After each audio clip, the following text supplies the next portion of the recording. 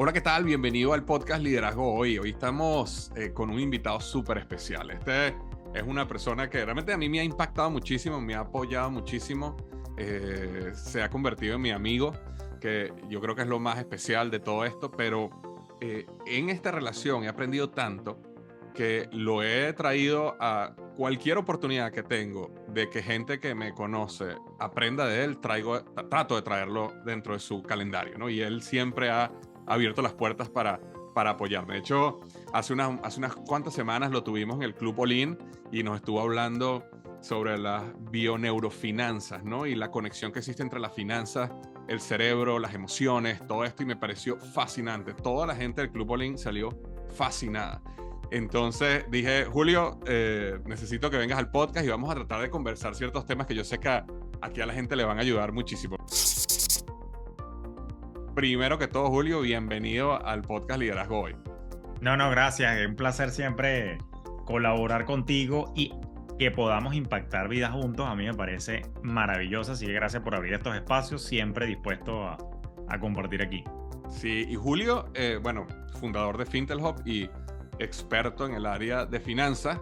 Y qué mejor, ¿no?, que tener a alguien experto en la finanza, porque nosotros de alguna manera u otra siempre estamos buscando a crecer riqueza, tener más dinero, vivir más holgado, tener una mejor calidad de vida, y de eso es lo que vamos a estar hablando hoy. Ahora, quería comenzar, Julio, si estás de acuerdo, en algo que tú comentaste cuando estábamos en el Club Olin, que a mí me llamó mucho la atención. Tú comentaste ese día de que nuestra relación con el dinero, digamos la conceptualización que nosotros tenemos con el dinero, quizás a un nivel subconsciente, puede estar limitando que nosotros tengamos éxito financiero. Y comentabas ejemplos como a veces pensamos que el dinero es malo, a veces pensamos que los ricos son malos, en consecuencia, ¿sabes? Si yo me convierto rico me voy a convertir en una persona mala, que no está sucediendo a nivel consciente porque quizás todos estamos trabajando por dinero, pero a nivel subconsciente nos está limitando.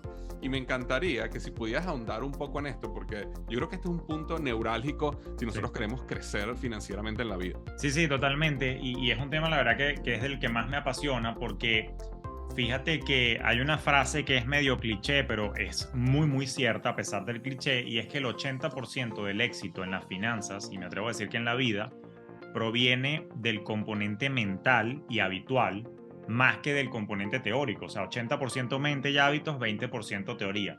Entonces, muchas personas hacen lo correcto, creo yo, buscan aprender de finanzas, pero para tener la fórmula completa, el 80% que te falta para el éxito, hay que entender estos aspectos mentales. Así que yo creo que es clave comenzar por allí. Fíjate que mi sendero profesional y mis altibajos personales me llevaron a mí como economista que soy de formación, me llevaron a profundizar en los temas de la mente y cómo funciona el cerebro desde la perspectiva de la economía y las finanzas. Inclusive existe un campo que se llama finanzas conductuales, que es la combinación de psicología con finanzas. Pero en particular, si le sumamos un componente emocional a todo esto, porque somos seres emocionales, ahí es donde entro yo con mi propuesta de valor que yo he bautizado Bioneurofinanzas, que tiene un componente de psicología positiva, un componente también de programación neurolingüística, un poquito también de neurociencia. Y en la parte neurocientífica, una de las cosas que yo aprendí y que me da gusto compartir es que desde la perspectiva de nuestros hábitos y cómo funciona nuestro cerebro, hay como una secuencia lógica de qué es lo que condiciona los resultados que yo estoy teniendo hoy en la vida, y en particular en finanzas. ¿Por qué carrizo yo estoy como estoy financieramente hoy? Bueno, resulta que todo parte de una programación mental. Nosotros tenemos el cerebro, que es el hardware, pero tenemos la mente, que es el software, el sistema operativo. Y ese software tiene una programación particular. Entonces, lo que explica la neurociencia es que la programación, ¿ok?, de alguna manera incide o condiciona el cómo pienso. El cómo pienso condiciona lo que siento, mis emociones. Según yo me siento, actúo, ejecuto acciones, y dependiendo de esas acciones, dependiendo de lo que yo haga, tengo los resultados que estoy teniendo en la vida. Esa es la secuencia: programación, pensamiento, emoción, acción, resultado. Si a mí no me gusta mi situación financiera de hoy en día, los cambios no van a ocurrir, o si ocurren, las acciones nuevas no van a ser sostenidas si yo no reviso lo que está en el software, en la programación. ¿Qué hay en la programación y cómo funciona eso en la programación? Bueno, fíjate, Hay un premio Nobel de Economía, que de hecho es economista y psicólogo, que se llama Daniel Kahneman, y él tiene un libro súper interesante que te pido por favor que lo pongas en las notas del episodio. Se llama Pensar lento, pensar rápido, o pensar despacio, pensar rápido. Thinking Fast and Slow en inglés, ¿no? Daniel Kahneman. Y él ganó el premio Nobel de Economía en el año 2002. Y él en ese libro plantea, es un libro bastante denso, pero creo que vale la inversión de la lectura. Él plantea que hay dos sistemas de pensamiento, el pensamiento lento y el pensamiento rápido. ¿Okay? El pensamiento lento es el que ocurre a nivel cerebral en la neocorteza cerebral, que es un pensamiento más pausado, es un pensamiento que requiere de más energía, de más actividad cognitiva. ¿Okay? Ese pensamiento lento es, por ejemplo, si yo te digo, ¿cuánto es tu número telefónico multiplicado por 6? Coño, o sea, ya va. Tú te tienes que sentar a pensar y bueno, no sé tú, capaz tú eres un crack en las matemáticas, pero yo tengo que sacar calculadora o un lápiz para multiplicar como lo hacíamos en el colegio. Le preguntamos a Siri. Exacto, para Siri, ¿cuánto es este número por 6? Pero fíjate que eso requiere de un pensamiento, ya va, espérate, no, tengo que sentarme a pensar cómo es este peo. Ahora, existe también un pensamiento rápido, y ese pensamiento rápido es el que nos ayuda a contestar cosas más sencillas como, por ejemplo, ¿cuánto es 2 más 2? Ya tú sabes que es 4 de una. O inclusive, ¿cuál es tu número telefónico? Ah, mira, mi número telefónico es taratara, porque uno se lo sabe como cantadito. Como una canción. Entonces, esas cosas ya están como en el sistema rápido de pensamiento. Y resulta que el sistema rápido de pensamiento es el subconsciente. Y la razón por la que existe es porque el cerebro es flojo por naturaleza. Y como el cerebro es flojo por naturaleza y busca ahorrar energía, él no quiere que tú estés pensando duro todo el tiempo. Él quiere que tú estés pensando lo más suavecito y rápido. Por eso, entonces, la neurociencia nos revela que el 95% de las decisiones que tomamos en el día a día ocurren con el subconsciente. Es como el GPS que dicta el orden y las decisiones que estamos tomando en el día a día. Por ejemplo, si tú ves el color azul, tú inmediatamente sabes si te gusta o no. Si tú ves el color rojo, tú inmediatamente sabes si te gusta o no. ¿Por qué? Porque ya todo eso está programado en tu subconsciente. Si tú ves a una muchacha catira aquí y te gusta, pero ves a una pelirroja y no te gusta, ya tu subconsciente está programado. A mí me gustan las catiras, no las pelirrojas. ¿Ok? Y lo mismo puede pasar una mujer. A mí me gustan los hombres bajitos, no altos. Ya todo eso está grabado en el subconsciente. Entonces tú de manera automática actúas, reaccionas y decides. Imagínate qué pasaría si esa automatización de pensar y procesar que te lleva a tomar decisiones y actuar está mal calibrada, y particularmente mal calibrada con el dinero. Ahí es donde empiezan los problemas. Ahí es donde hay que revisar qué tengo yo en mi subconsciente y qué tengo yo en mi programación con respecto al dinero. Y vamos con el ejemplo que habíamos hablado en clase. Si a ti se te quedó grabado en el subconsciente un metamensaje como que el dinero es malo, el dinero corrompe, el dinero divide a la familia, la gente pelea por dinero, los ricos son tacaños, los ricos están completos, arrópate hasta donde se alcance la cobija, esos son mensajes que son disfuncionales, que te desconectan de la abundancia y te hacen generar una mala relación con las finanzas y el dinero, porque en el subconsciente generas un rechazo, e inclusive a veces un odio, una molestia, una apatía con respecto al dinero, pero tú no te das cuenta. Claro. ¿Y cómo lo ves en el día a día? Por ejemplo, cuando tú tienes una mala relación con el dinero, muchas veces se manifiesta, eso lo estudiamos nosotros en psicología de la planificación financiera, se manifiesta muchas veces como una evasión del dinero. Por ejemplo, hay personas que me dicen, no, es que yo soy mala para los números y eso de la finanza lo lleva mi contador, o eso de la finanza lo lleva mi esposo, me dicen muchas mujeres, cosa que me saca la piedra. O eso lo lleva mi socio, que es mejor que yo en los números. Cuando las personas evaden y dicen que no tocan el dinero, no sé qué cosa, ya tú ves que ahí hay un alejamiento de los temas financieros y monetarios que de alguna manera derivan justamente de esa programación que tú tienes. También hay lo opuesto. También hay personas que tienen metamensajes grabados en la cabeza que dicen el dinero todo lo soluciona, el dinero compra la felicidad, y te puedes ir para el polo opuesto, donde no lo evades, sino que lo abrazas de forma obsesiva y haces cualquier cosa por dinero. Esos son las personas que tienen un corte, si quiere, como un poquito más de adoración en vez de evasión. Pero fíjate que el mensaje es otro, ¿no? Así, todo se resuelve con real, todo se resuelve con billete. Que no es que es tan mentira, pero como todo en la vida, todos los polos, ¿ok? Pueden ser malos, ¿no? Entonces, esos mensajes van quedando guardados y de alguna manera empiezan a condicionar el cómo tú de forma automática vas reaccionando y cómo tú vas decidiendo y haciendo a lo largo de tu vida. Entonces, si tú eres una persona que ha evadido,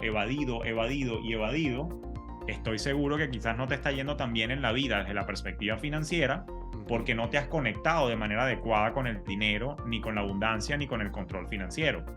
Por su parte, si eres una persona que más bien tiene metamensajes que te han obsesionado con el dinero, yo estoy seguro que eres un workaholic. Estoy seguro.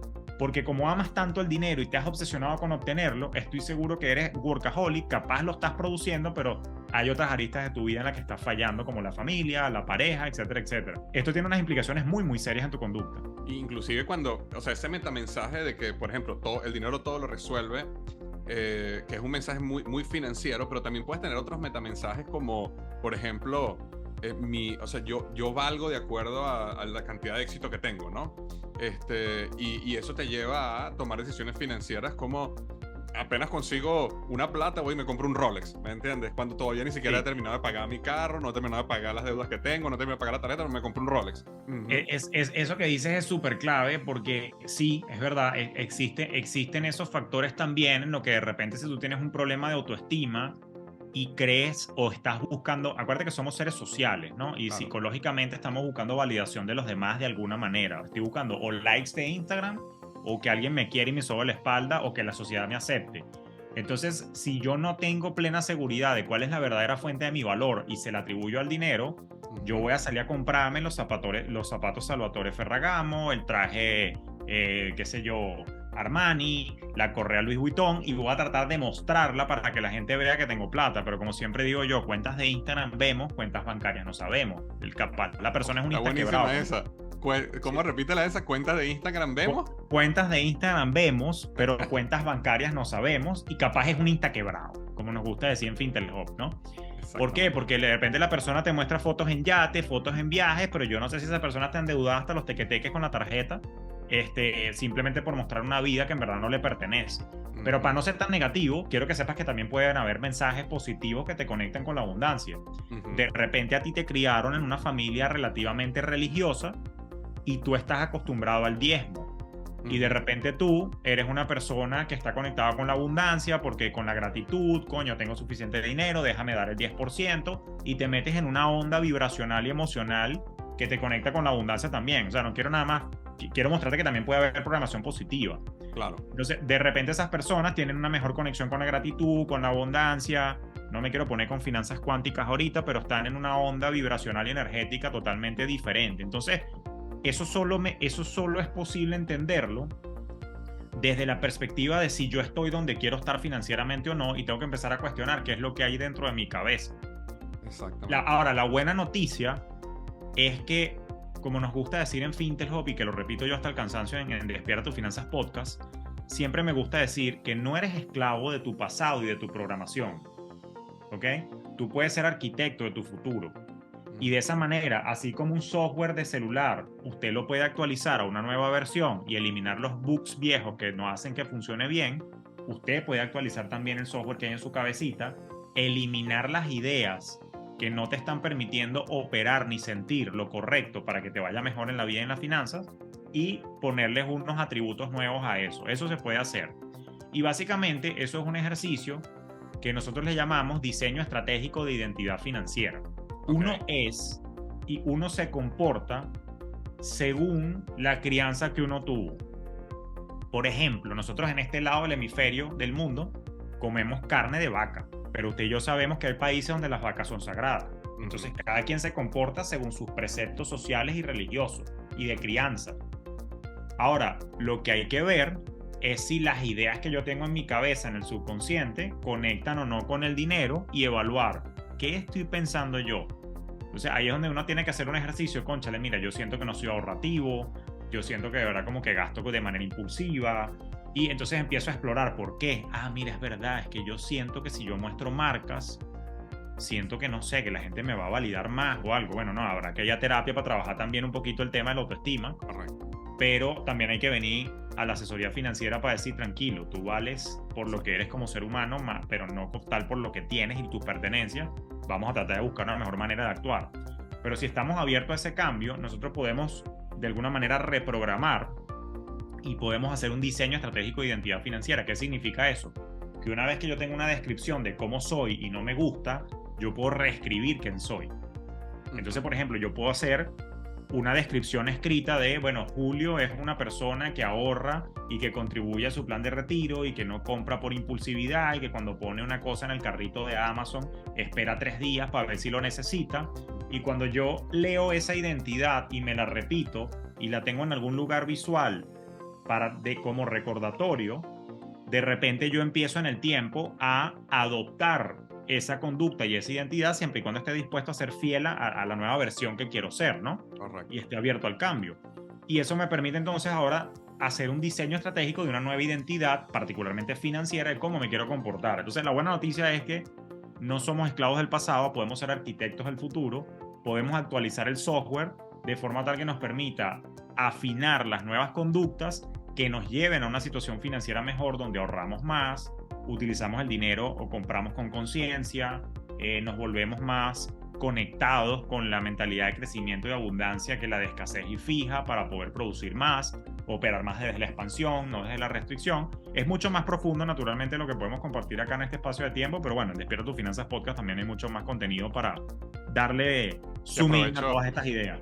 Y aprovecho este momento para invitarlos a que, ya que estás escuchando este podcast, de una vez te suscribas al podcast de Julio, que se llama Despierta tu Finanzas.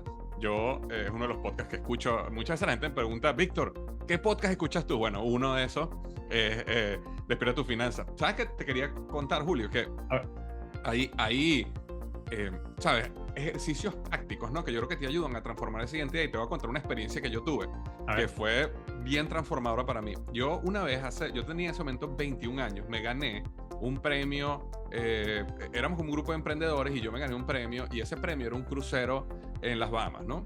Y entonces cuando yo voy al crucero, ellos se habían traído a los ganadores de diferentes lugares del mundo, ¿verdad? Y éramos, te puedo decir, como unas 500 personas en total en el crucero.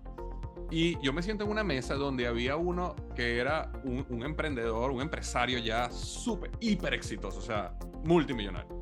Y de hecho él era uno de los patrocinantes de toda esta ejecución. Y él tenía un Rolex de oro, pero no de oro, sino de oro con diamantes. O sea, todo el Rolex y toda la parte de la correa eran diamantes. Y entonces me tocó en la mesa con él. Y él me lo presta en el momento de la mesa. No, sí, míralo. Entonces yo me lo pongo, ¿no? Y me lo quito para devolvérselo. Y cuando se lo voy a devolver, me dice, no, quédatelo. Entonces, claro, yo pienso, quédatelo. ¿Qué estás diciendo? Me dice, no, quédatelo durante el crucero, me lo devuelves al final. Y yo me acuerdo que era incomodísimo tener ese reloj. O sea, primero me sentía que era totalmente inadecuado para mí. Era pesado, no sé, o sea, como que yo me sentía mal, ¿no? Y entonces en ese momento él me dice, tú nunca vas a poder tener uno hasta que no sea para ti normal tener uno. Y así lo tuve durante esos 3 días, asustado el primer día que se me iba a rayar, que me iban a robar, pero al segundo, tercer día ya yo estaba acostumbrado al reloj, ¿no? Estaba en mi cabeza, yo soñaba que, oye, a lo mejor este es un multimillonario que al final me va a decir así tipo Oprah, quédatelo. No pasó así, tuve que devolvérselo. Pero investigando en ese tiempo, el reloj costaba $120,000 y yo tenía $120,000 en mi muñeca. Pero lo que me enseñó en esa experiencia, o sea, el Rolex no ha sido algo que para mí ha sido un norte, pero sí me enseñó como que nunca vas a poder llegar a una mentalidad de abundancia si no crees que la abundancia tú te la mereces y si no te sientes cómodo en esa abundancia, ¿no? Y eso a mí realmente me impactó mucho. Me imagino que eso tiene que ver mucho en lo que tú estás diciendo de ese cambio de identidad, ¿no? Sí, no, y absolutamente. Y me agrada que hayas construido con ese ejemplo, porque fíjate que valida lo que yo te digo. Fue un tema habitual lo que ocurrió allí. Fíjate que tú te pones el reloj y el primer día te parecía raro, pero al tercer día ya para ti era normal tener el reloj en tu muñeca. Exacto. Cuando tú creas tu nueva identidad y repites las acciones, tú estás afianzando el hábito. Las primeras semanas puede que sea raro no hacer la compra impulsiva y te cueste. Pero cuando ya pasa después un par de meses sosteniendo la conducta, que en tu caso fue un lapso de días, pero la verdad es que es un ejercicio de varias semanas el sostener un nuevo hábito. Inclusive la neurociencia revela que toma aproximadamente 66 días cambiar un hábito. O sea, está estudiado a nivel cerebral que, por ejemplo, si tú quieres hacer ejercicio, si tú tratas de sostener el hábito por 66 días, es posible que ya se instaure porque se crea una nueva ruta neuronal, lo que llaman neuroplasticidad, y tu cerebro termina de entender, este tipo camina 15 minutos todos los días. O sea, es parte de tu identidad. Es parte de tu identidad. No es que estás queriendo caminar, es que no, ya tú eres un caminador. Tú eres un caminador. De hecho, lo que ocurrió contigo fue así. Tú no tenías Rolex, el primer día se sintió raro, pero fíjate que al tercero tu cerebro dijo, este tipo tiene un Rolex. Y ya tú te lo creíste. Entonces, el esfuerzo hay que hacerlo al inicio. De hecho, me hiciste acordar de otro experimento. Qué bueno se está poniendo esta conversación. Un experimento, les debo la fuente porque a veces leo tantos papers que no sé dónde lo leo, me disculpo, pero les debo la fuente. Pero lo que queda es el mensaje bonito. Mira, una persona que quería hacer ejercicio, pero le costaba sostener el hábito y más aún si tenía que desplazarse a un gimnasio. ¿Tú sabes qué hizo el entrenador? El entrenador le dijo, vamos a hacer algo. Por los próximos 2 meses, tú vas a venir todos los días a las 8 de la mañana. Y lo único que vas a hacer es que vas a entrar al gimnasio, lo ves y te vas. No hagas nada. Porque claro, la persona estaba mostrando resistencia, coño, que tengo que ir, echarle bola, subí máquinas, no sé qué cosa, qué sé yo. No hagas nada. Tú simplemente vas a venir, vas a ver el gimnasio y te vas para tu casa. ¿Qué fue lo que ocurrió ahí? Que el entrenador lo que le sembró fue el hábito de que José, vamos a ponerle nombre José, es una persona que va al gimnasio. Y por 2 meses, simplemente con el hecho de ir y pararse en el gimnasio, se le instauró el hábito y la nueva identidad. José es un tipo que va para el gimnasio. ¿Qué es lo que ocurre naturalmente? Si ya estás ahí, te vas a regresar. Ya estás ahí. Claro. Ya cuando él se le hizo normal ir al gimnasio, rompió la primera barrera conductual. Ya estás en el sitio. Ahora ya quédate aquí a hacer ejercicio. Y José siguió felizmente haciendo ejercicio. Yo lo acabo de hacer, para que sepa. Lo confieso acá. Primicia. Estamos grabando esto a final del primer trimestre del año 2023. Yo no era una persona de hacer ejercicio en gimnasio. No tuve que hacerlo como José, pero sí me creé la identidad y lo anoté en un papel y me funcionó. Julio es una persona que ejercita 3 veces a la semana, los martes, los jueves y los sábados a las 8 de la mañana. Y yo lo leía todos los días. Y cuando era martes, llevaba a mis niños al colegio, me paraba en el LA Fitness, valga la cuña, hacía mi ejercicio. Jueves lo mismo, sábado lo mismo. A la fecha en la que estamos grabando, tengo el orgullo de decir que ya tengo aproximadamente 10, casi 11 semanas y ya es mi identidad. Ya Julio va al gimnasio los martes, los jueves y los sábados a las 8 de la mañana. Formó parte de identidad. Así como lo hice para los hábitos físicos, sirve para los hábitos alimenticios y, por supuesto, sirve para los hábitos financieros. ¿Qué puedo hacer yo? Decir, Julio no es comprador compulsivo. Julio lo piensa 3 días antes de darle comprar. Entonces yo pongo la vaina en el carrito. Y confieso, es verdad, yo solía ser comprador compulsivo de Amazon. Ahora lo dejo en el carrito 3 días. Si al tercer día siento que de verdad no lo necesito y que era un antojo, fuera, eliminar del carrito. Lo puedes eliminar. Exacto. Y lo otro que me pregunto es, ¿qué pasaría con mi vida si no compro el artículo? Esa es la segunda pregunta que me hago para regular mi compra. Porque yo también soy humano, yo también tengo mi falla. Y normalmente cuando la respuesta es no pasaría nada, no lo compro. Por ejemplo, pongo un paquete de 6 interiores en Amazon. 6 boxers. ¿Qué pasaría si no lo compro? Coño, pana, es que voy a andar con los interiores rotos y no es que la gente me esté viendo los interiores, pero a mí me da pena que yo me quite la ropa y mi esposa me vea, coño, un interior en la parte de atrás, un hueco. Coño, eso es feo. Entonces, coño, voy a pasar pena y voy a quedar como descuidado como mi esposa. Sí necesito los 6 boxers. Compre los 6 boxers. Se te fregó el cable de la computadora. Es obvio. ¿Qué pasa si no lo compro? No trabajo porque no tengo cómo cargar la computadora. Necesitas el cable. Pero de repente pones, qué sé yo, un cobertor de cama. ¿Qué pasa si no lo compro? La verdad es que nada, porque ya tengo 2 cobertores, uno azul y uno blanco. Y este gris, si no lo compro, no va a pasar nada. Entonces capaz no lo necesitas. Y no te digo que no necesariamente no lo compres, pero si entra entre tu presupuesto y no es dinero que te priva de pagar una deuda o de contribuir a tu retiro, entonces te puedes dar el gusto, porque yo tampoco soy restrictivo. El tema es que compres con conciencia e inteligencia. Y esa es la manera como yo he reescrito mi identidad para ir instaurando un hábito a la vez. Pero mira lo que dije, un hábito a la vez. Es muy difícil instaurar varios hábitos financieros al mismo tiempo, varios hábitos de salud al mismo tiempo. No, yo soy una persona que se para a las 6, se cepilla a las 6:15, medita a las 6:30, hace yoga a las 6:45, hace ejercicios de respiración a las 7 y va al gimnasio a las 8. Coño, son 5 hábitos de salud al mismo tiempo que no los vas a poder dominar todo. Entonces, máximo 1 o 2 a la vez, hasta que cuando ya sean parte de tu identidad, vienes e incorporas otro. ¿Por qué? Vámonos a la neurociencia. Porque el cerebro te va a poner mucha resistencia, el cerebro no le gusta el cambio. Y si tú lo abrumas con cambios excesivos a la vez, entonces él mismo va a frenar, se va a agotar, te va a armar un diálogo interno, mejor no, y te va a invitar a renunciar al cambio. Entonces, juega. Aquí fíjate que es interesante esta conversación que estamos teniendo, porque es como que eres tú contra tu cerebro. Como que, evidentemente Exacto. Tú no eres tu cerebro, pero no me quiero poner metafísico, ¿no? Tú eres el alma. Pero bueno, eso lo hablamos después. Pero el punto es tú contra tu cerebro jugando contra tu propia biología. Esto, de verdad, esto ayuda muchísimo. Cuando tú entiendes tu mente, cómo funciona, tú puedes mejorar muchísimo en lo financiero y lo más importante, puedes actualizarla. ¿Sabes qué? Viendo el punto de que cuando tú vas a comprar algo, te esperas 3 días o te haces ese tipo de preguntas. Yo leí esto una vez, esto no es algo que yo me inventé, pero me pareció muy interesante, que decía que cuando tú ibas a comprar algo, tú te preguntabas, ¿qué felicidad me va a traer tener esto, verdad? ¿Y qué dolor voy a yo eliminar por comprarme esto? Y después decías, bueno, la felicidad que me va a traer o el placer que me va a traer comprar esto, eso elimínalo, porque en el 90% de las situaciones ese placer va a ser temporal.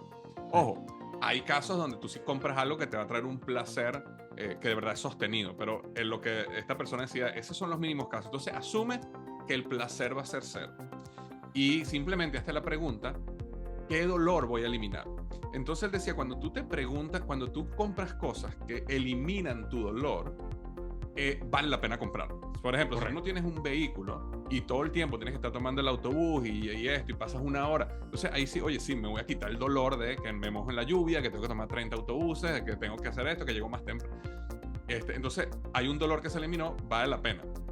Si es solo un placer, porque realmente cuando uno compra es porque uno piensa, oye, este carro nuevo me va a traer un placer. Sí. Mentira, es 1 semana, ya a las 2 semanas, como digo, es el Rolex, a los 3 días ya es un reloj, ya lo tienes ahí, ya ni te acuerdas, ¿no? Claro. Entonces también era como un concepto interesante para uno también poder diferenciar qué era importante comprar y qué era simplemente algo que compras si de verdad financieramente vale la pena hacerlo. Me gusta que hayas mencionado eso, porque justamente en psicología financiera, ese fenómeno que tú llamas tiene un nombre técnico, se llama adaptación hedónica. ¿Qué quiere decir? Okay. Por ejemplo, a mí me acaba de pasar, te lo voy a poner con un ejemplo.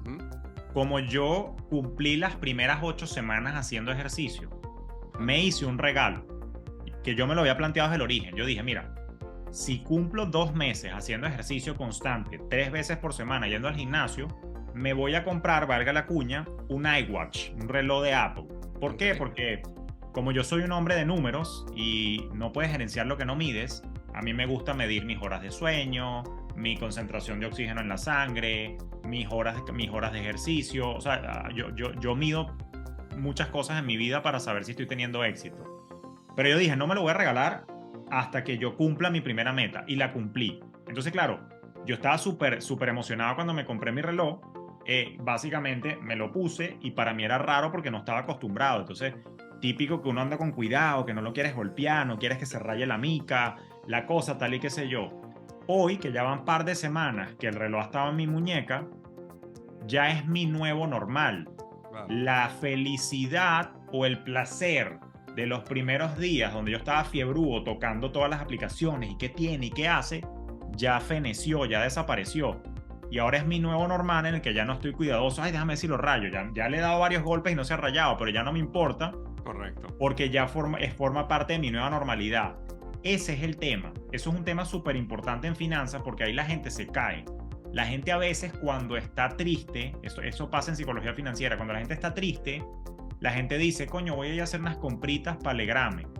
¿Por qué? Eso se llama terapia de compra. Porque claro, cuando efectivamente tú compras algo nuevo, tú subes tu felicidad, vámonos concreto, tú subes la dopamina, la alegría de tener una cosa nueva.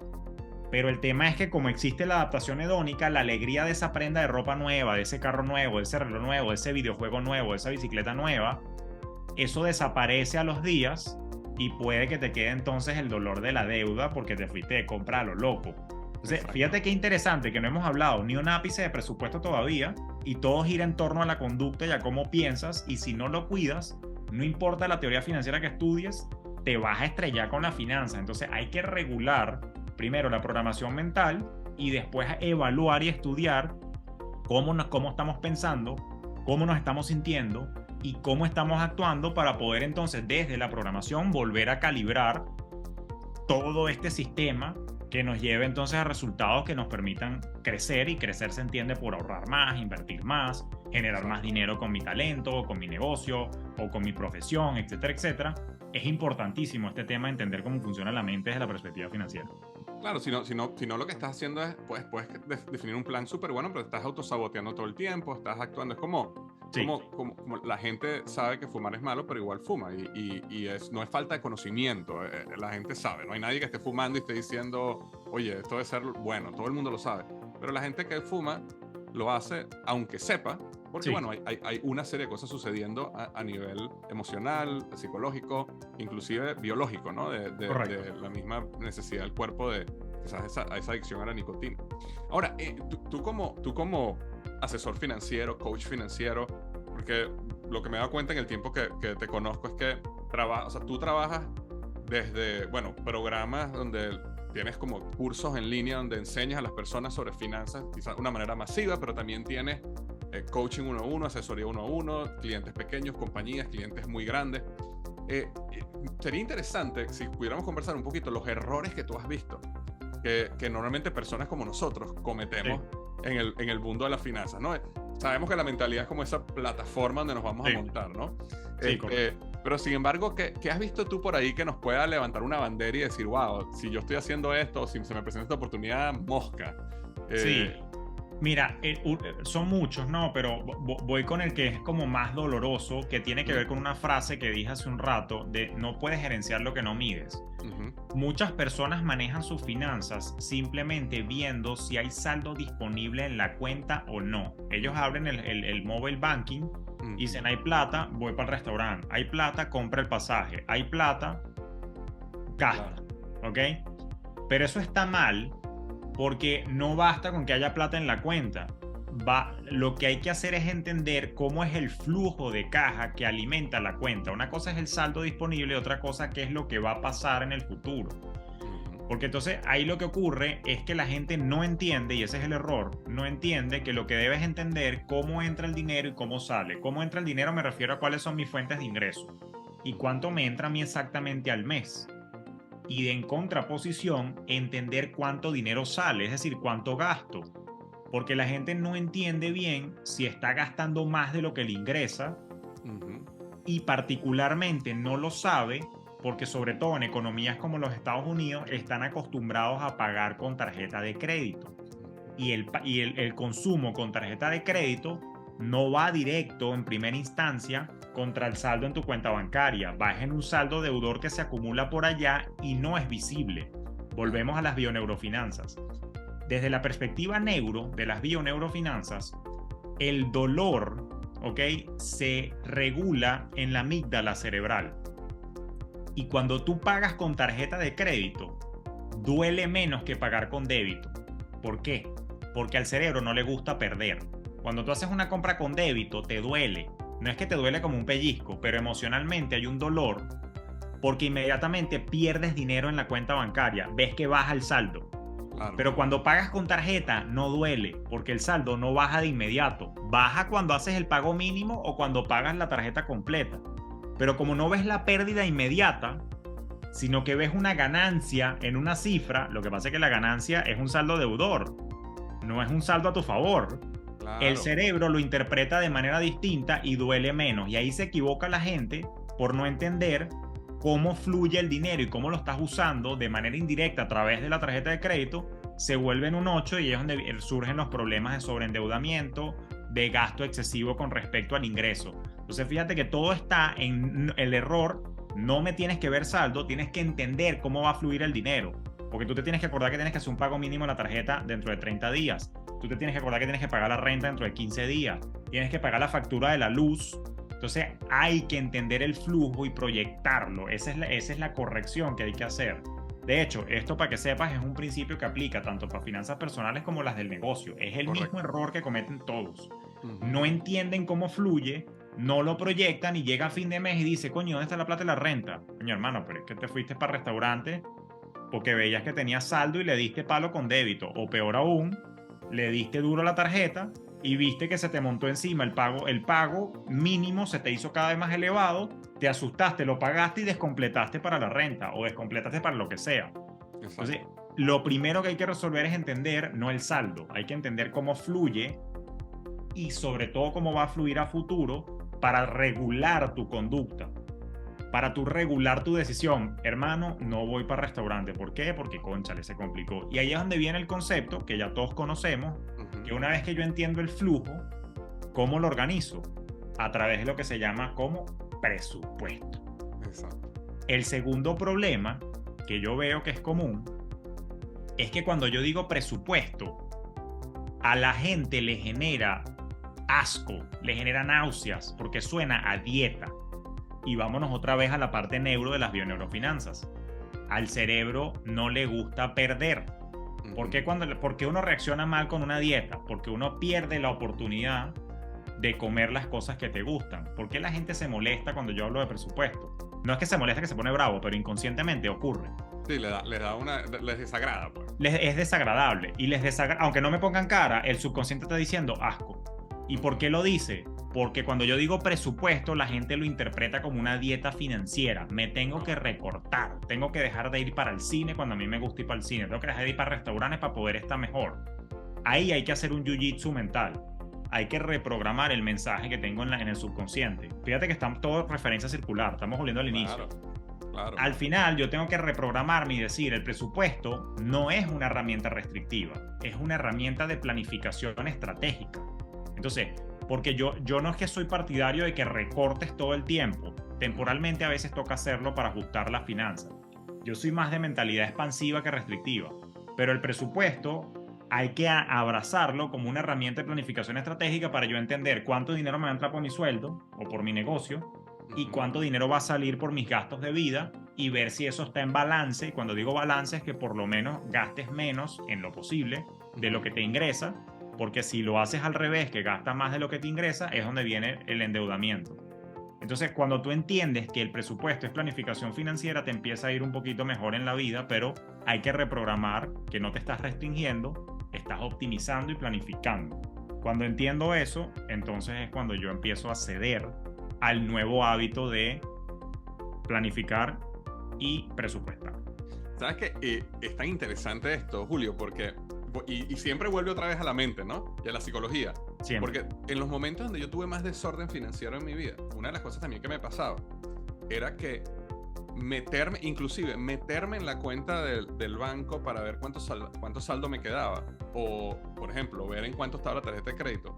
Como era desagradable, entonces lo rechazaba también. Entonces entraba como en ese ciclo vicioso aún más acelerado. Porque una cosa es que uno comete un error financiero y a lo mejor te emocionaste y compraste algo demasiado caro que no debiste haber comprado, pero inmediatamente vas, revisas la cuenta y dices, bueno, me equivoqué, pero bueno, voy a hacer estos pagos mensuales, voy a salir de esto y en 7 meses salgo de este error que cometí. Pero lo que normalmente me pasaba a mí era que cometía el error, o me iba a un restaurante, me iba a otro, y más bien yo trataba de escaparme de la situación que me estaba pasando ahí. Es como esa persona que está subiendo de peso y le da miedo pesarse. Sí. Y tiene la pesa ahí, pero no se quiere pesar. Bueno, me pasaba igual, ¿no? Entonces no quería ver los bancos, no quería ver las cosas, no quería ver... Y claro, y se transforma en una bola de nieve negativa, una avalancha, pues que empieza a crecer y crecer y crecer, y básicamente te das cuenta cuando el dolor de evitarla es tan grande, porque bueno, viene un desastre si no actúas, ¿no? Y entonces ahí es cuando uno reacciona. Pero al final todo tiene que ver con esas emociones, ¿no? Y cómo tú te sientes en ese proceso. Sí, no, y qué bonito que comentes eso, porque fíjate que es interesante. Una de las cosas que yo he descubierto en mis estudios de psicología de la planificación financiera y también viéndolo, o sea, yo le llamo a mis clientes de citas one-on-one, le llamo pacientes, ¿no? Yo veo pacientes también en citas one-on-one, Y una cosa que yo he observado a mis pacientes es que no nos hemos dado cuenta, porque no sabemos, porque, bueno, primero, yo estoy diciendo aquí un pocotón de cosas que el común denominador no lo sabe, porque no todo el mundo se ha sentado a estudiar psicología ni cómo funciona la mente. Por eso estoy feliz acá compartiendo esto, porque quiero que ahora lo sepas. Y otra cosa que no sabemos, la mayoría de las personas, es que al cerebro no le gusta la incertidumbre. Te lo voy a comprobar. Mira, al cerebro no le gusta la incertidumbre.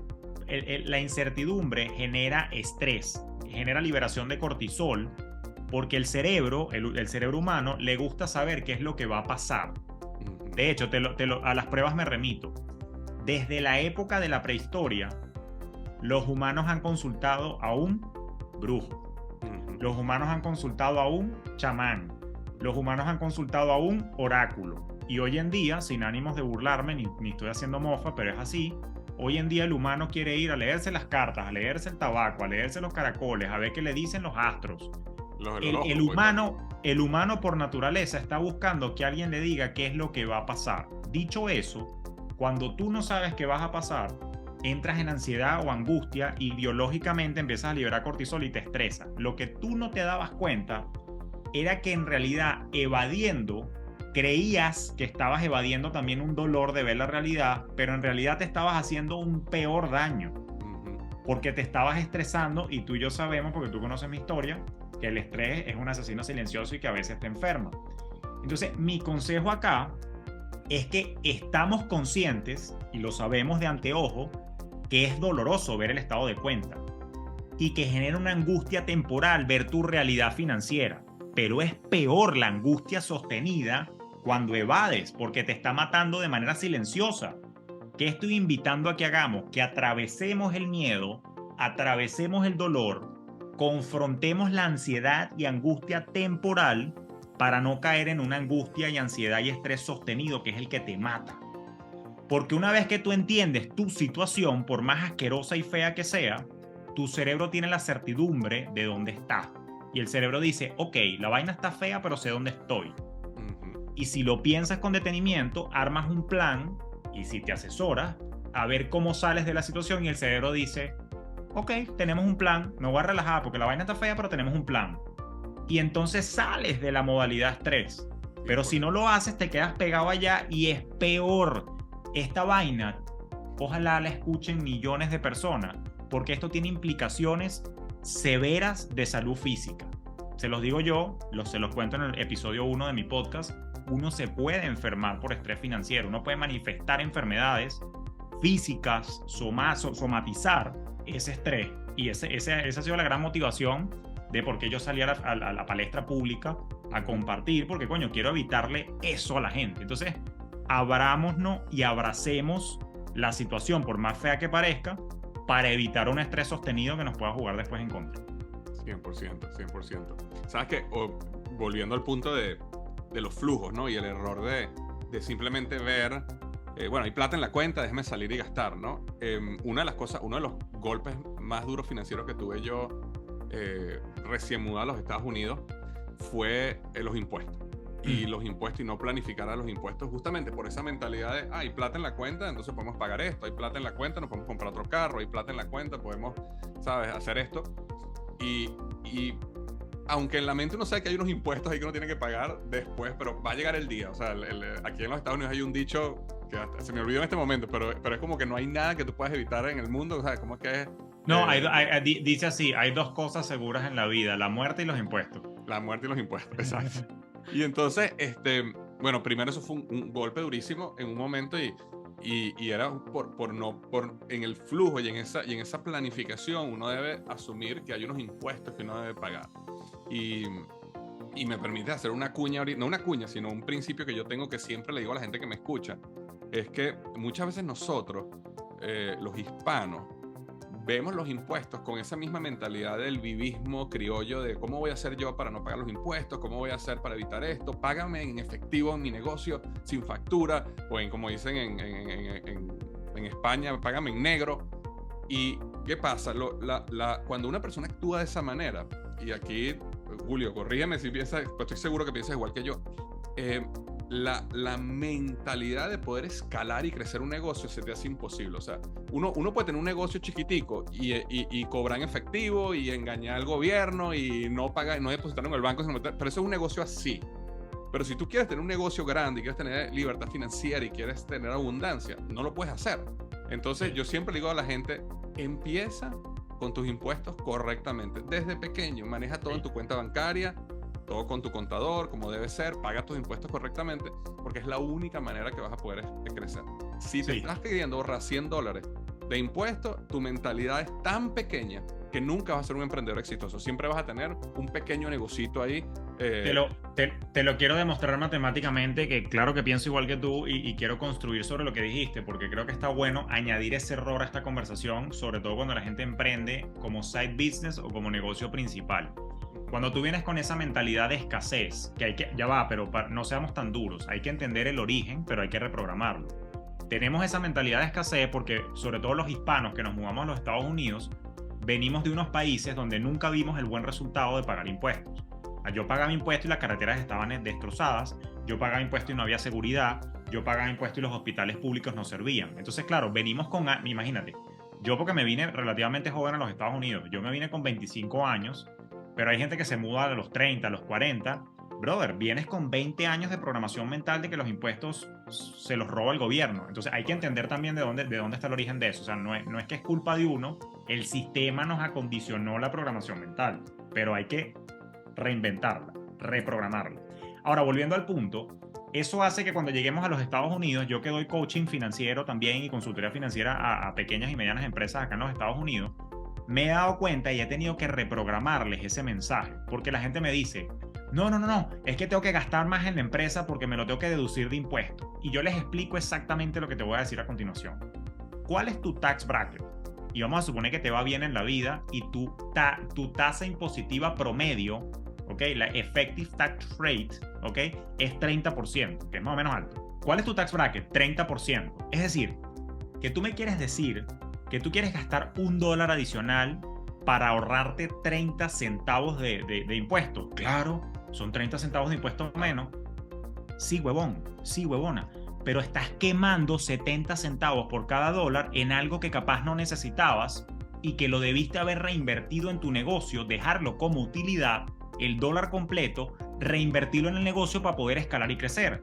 Pero como te lo estás gastando porque te quieres ahorrar 30 centavos, estás quemando $1 completo que está impidiendo que tú crezcas.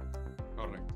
Cuando les cae la locha o les cae el 20 o entienden o tienen el aha moment de esto que acabo de decir, que ojalá le den replay para que lo vuelvan a escuchar, dicen, he sido un imbécil toda mi vida. Claro. Porque yo prefiero pagar los 30 centavos de taxes, pero me quedan 70 centavos por cada dólar para reinvertirlo en mi negocio y crecer y contratar al siguiente gerente y yo escalar y yo soltar siempre algunas funciones y que dedicarme a pensar más. No lo ven así. Lo ven con la mentalidad de ahorrarse los 30 centavos en vez de reinvertir los 70. Entonces, tienen que flip ese pensamiento, lo tienen que cambiar si de verdad quieren crecer, porque si no se van a quedar como un negocio chiquitico o peor aún, como un autoempleado que nunca puede parar la maquinaria, nunca puede tomar vacaciones, porque si para, colapsa la producción completa. Entonces, hay que tener mentalidad no de escasez, evasora de impuestos, sino mentalidad de abundancia optimizadora, porque esa palabra sí me gusta. Tú sí puedes optimizar taxes. Correcto. Pero no busques reducir a mansalva porque te estás coartando la posibilidad de utilizar tus ganancias para reinvertirlas en tu crecimiento. Cuando entiendes eso, que se dice fácil, pero entiendo que es difícil que penetre el cerebro y el subconsciente a la primera, así que escúchenlo 1000 veces el episodio hasta que se les quede grabado. Ahí es donde empieza el despertar de la conciencia financiera y dices, coño, es verdad, le he estado cagando. Déjame más bien ver cómo reinvierto para crecer y pagaré los taxes que me toque pagar. Porque es que si estás pagando taxes es porque te está yendo bien. Pero cuidado, hay que decir algo más. Pero yo veo que Jeff Bezos de Amazon no paga impuestos. Pero yo veo que Donald Trump no pagó nada de impuestos. Pero yo veo que yo no sé quiéncito no paga nada de impuestos. Tú no te puedes comparar con esos carajos. Porque esos carajos están en otra vaina. Elon Musk no paga impuestos, me dijeron en estos días. Y yo le decía, sí, condenado. Pero mira, Elon Musk es el dueño de una compañía que se llama Tesla y tiene cualquier cantidad de acciones de Tesla valoradas en yo no sé cuántos billones.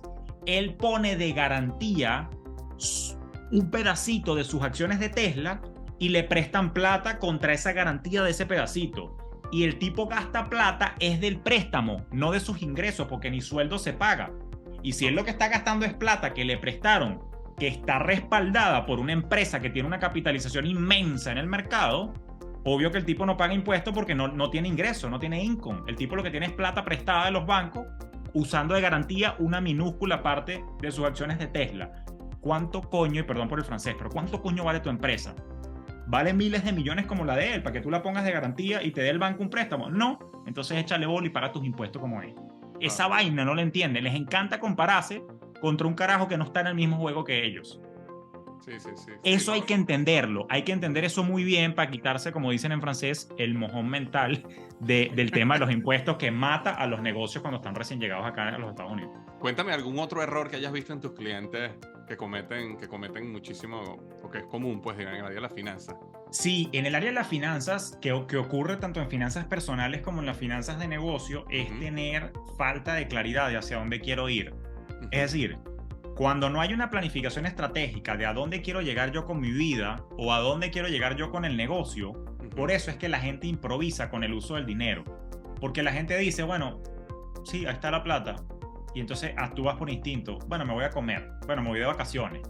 Bueno, me hago este viaje. Bueno, me compro este carro. Ya va, pero ¿a dónde quieres llegar? Porque estás pensando en el corto plazo. Tú has pensado cómo te quieres retirar.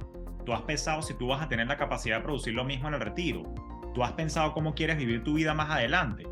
Y eso genera, desde el punto de vista bioneurofinanciero, una desconexión emocional con el dinero y con las metas. Porque si tú no sabes a dónde vas, entonces no hay utilización estratégica del dinero. Cuando tú sabes cómo quieres vivir la vida, por ejemplo, yo sé que, por ejemplo, en mi vida ideal, yo quiero viajar 2 veces al año, quiero tener una casa de cierto tamaño en cierta ciudad, estoy inventando acá. Cuando yo sé cuáles son mis metas y calculo numéricamente qué se necesita para dar la inicial de esa casa que yo sueño, cuánto valen las vacaciones que quiero tomar el año que viene y el que le sigue y el que le sigue, cuando el dinero está en mi cuenta, yo ahora, antes de gastármelo en cualquier pendejada que se me ocurra, digo, ya va, yo contribuí un pedacito para la inicial de esa casa. Porque en la medida que yo me vaya para el restaurante o en la medida que yo me vaya para un viaje no planificado, yo le estoy quitando un bloque a la casa de mis sueños. Le estoy quitando una pared. Entonces yo digo, no, ya va, puede ser. Yo ya contribuí la alícuota de este mes para la inicial de la casa y para mi retiro y para los estudios de mi chamo y para no sé qué. Cuando ya yo aporté a todas mis metas y me sobró plata todavía, bueno, anda, vete para el restaurante, Dios te bendiga.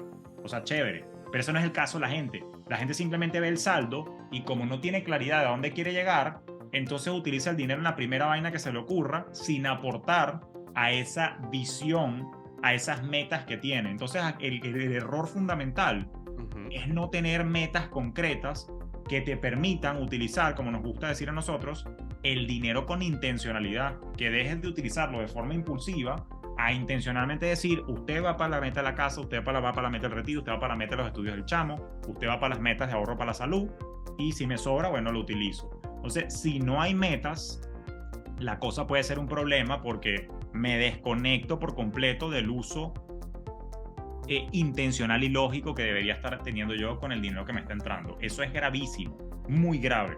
¿Sabes cómo te puede ayudar eso también, Julio? Y no sé si te pasa a ti con tus clientes, ¿no? Pero estoy conectando esto con la relación de pareja, ¿no? Asumiendo que la mayoría de las personas eventualmente terminan casándose o viviendo en una relación de pareja.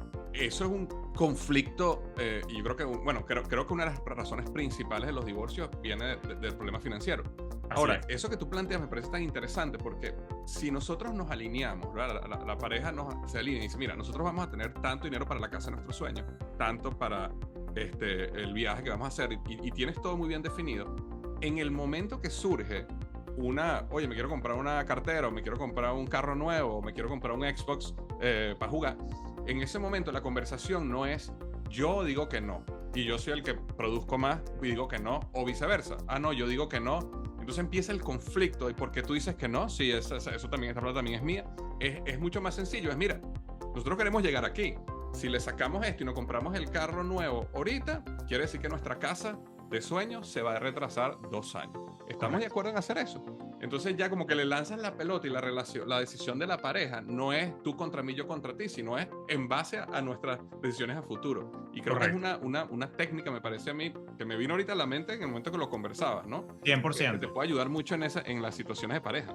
No, y estoy de acuerdo porque justamente me diste pie para el otro error que te quería comentar, que era justamente la falta de alineación para aquellas personas que hacen vida en pareja. Y sí, tal cual, la solución es esa. Ojo, y no es enjuiciar la potencial decisión del otro de qué bolas que vas a hacer eso, sino desde el respeto. De hecho, tengo un episodio de mi podcast donde yo explico cómo llevar una buena cita financiera en parejas, eso se los dejo de tarea. O sea, de cómo hacer que no sea una pelea, sino que sea una conversación sana y asertiva, donde se establezcan límites y desde la compasión y el respeto se tomen decisiones colegiadas, porque al final del día quienes hacemos vida en pareja es una sociedad en este negocio que llaman vida, ¿sabes? Entonces yo necesito tener alineación con mis socios, tú que tienes negocios con socios y yo también, de la misma manera yo tengo que tener alineación con mi pareja y decir, mira, pana, vamos a usar la plata así, la vamos a usar asado. Ahora, naturalmente, hay un proceso de negociación con la pareja donde se incorporan en el presupuesto y en el plan de utilización del dinero las cosas que son importantes para cada quien, siempre y cuando el nivel de ingresos lo permitan. Me voy a los ejemplos. Si a usted le gusta jugar golf, yo tengo un poquitón de panas, a mí no me gusta, pero tengo un poquitón de panas que le gusta jugar golf. Eso tiene un costo. O sea, el tea time tiene un costo, más el hoyo 19 donde se toman una cosita o comen, eso tiene un costo. A mí me gusta montar bicicleta. Eso tiene un costo, o sea, la bicicleta, el desayuno después con los panas de la bicicleta. Vámonos al caso femenino, y no es por cierto, paréntesis, nos hemos hecho en la salida a montar bicicleta. Tenemos que hacerlo, es cierto. Esa es la que tenemos que hacer, porque ahí tenemos una pasión en común que no hemos hecho bonding con eso lo vamos a hacer. Y no es por caer en estereotipos, pero las cosas son así, o sea, para que sepa, el 80% de mi audiencia son mujeres y 90% de mis clientes son mujeres. Esto es así, no es un estereotipo, son realidades. A la mujer le gusta ir a su peluquería, a la mujer le gusta hacerse las manos, a la mujer le gusta arreglarse los pies. Entonces eso tiene que estar en el presupuesto de qué cosas son importantes para ti y para mí, y mientras nuestro nivel de ingreso nos permita darnos esos gustos, eso está bien, no se enjuicia. El tema es cuando vamos a hacer cosas extraordinarias que sí amerita que con respeto nos cuestionemos, como dices tú, si eso nos aleja de la meta o nos acerca. Mira, pana, si tú te tiras esa compra de ese Xbox o de ese PlayStation, o si nos tiramos este viaje que no estaba planificado de $2,000 para Las Vegas el fin de semana, muy chévere, pero para que sepa que son $2,000 menos que no van a caer en nuestra cuenta de retiro, o son $2,000 menos para el inicial de la casa, lo que va a arrastrar 6 meses, entonces de repente atrasar 6 meses la meta. O sea, pero ves la importancia. Si no existe la meta, entonces tú actúas como un animalito salvaje impulsivo con el dinero que hay en la cuenta, porque no hay un motivo ulterior en qué lo vas a utilizar, sino que te lo gastas en la necesidad y el impulso del momento. Entonces, fijar las metas y tener la alineación con tus parejas son cosas que necesitamos resolver para poder echar para adelante con la finanza, eso es claro. Oye, Julio, de verdad que estas conversaciones contigo siempre son una maravilla y bueno, como pudiéramos estar hablando aquí horas y horas y horas, y de hecho sé que te voy a invitar no una, sino varias veces más al podcast para que sigamos adentrando en estos temas que me parecen interesantísimos y creo que le estás agregando muchísimo valor. Y aprovecho para decir que las personas que están escuchando a Julio ahorita, él va a estar con nosotros como orador en el Congreso Emprendedor Inteligente en FIU en Miami el 18 y 19 de mayo. Así que pueden investigar. Estoy dando toda la información en las notas del podcast, si quieren, para que lo puedan conocer en vivo allá y puedan aprender directamente de él. Julio, cuéntame algo. Las personas que están escuchando este podcast y están positivamente impactadas por todo lo que hablaste, ¿dónde te pueden conseguir? Fíjate, hay 2 invitaciones puntuales que quiero hacer. En cualquier plataforma de podcast de tu preferencia o inclusive en YouTube, puedes escuchar mi propio podcast Despierta tus finanzas, donde hay ya a la fecha de esta grabación más de 160 episodios de mucho contenido de valor, donde toco las finanzas desde este ángulo mucho más humano, desde este ángulo mucho más bio-neurofinanciero, que está buscando que tú que me estás escuchando o viendo logres la coherencia entre la razón, la emoción y la acción financiera que te lleve a construir tu bienestar en tus propios términos. Entonces, la primera invitación es: únete a la comunidad de Despierta tus Finanzas Podcast de tu plataforma preferida, sigue el podcast y si te dio valor, déjanos rating tanto a este podcast como a Despierta tus Finanzas. Y lo segundo, si quieres una cercanía más a mi día a día, también comparto contenido a la fecha de esta grabación. Tengo una comunidad muy bonita en Instagram donde me consigues como Julio Finance. a pesar de que el nombre es anglo, el contenido es totalmente en español afrancesado, que es el estilo que me caracteriza. Pero bueno, así sin filtro, de verdad que las cosas van con mucho cariño para despertar, para que te espabiles, como dicen en mi tierra, y tomes acción efectiva que te lleve a progresar. Entonces, tanto en el podcast Despierta tus Finanzas podemos escuchar de manera extendida, pero concreta, concisa y de manera divertida estas ideas que tengo para dar. Y en el Instagram, bueno, un formato de contenido un poco más recortado y adaptado a la realidad de esa plataforma social, pero donde yo también comparto cosas de mi día a día en las historias. También interactúo mucho con mi comunidad a través de los mensajes directos en el Instagram, y así es como podemos estar juntos y cerquitas en esta, que llamo yo, esta comunidad donde somos entusiastas del progreso, que está todo enmarcado en mi proyecto principal que se llama Fintech Hub.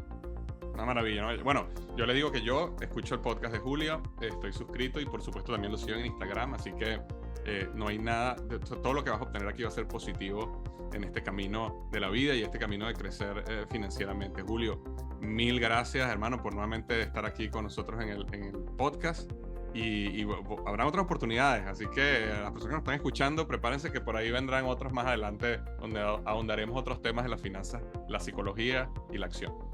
Así es, bueno, gracias y bueno, les deseo a todos un feliz día y gracias de nuevo por la invitación. Un abrazo.